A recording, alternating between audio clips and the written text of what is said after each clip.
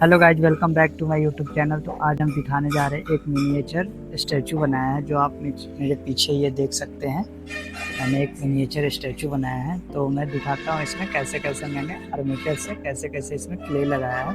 तो इसका प्रोसेस मैं दिखाने वाला हूँ, तो हमारे साथ बने रहें और वीडियो अच्छा लगे तो वीडियो को लाइक करें।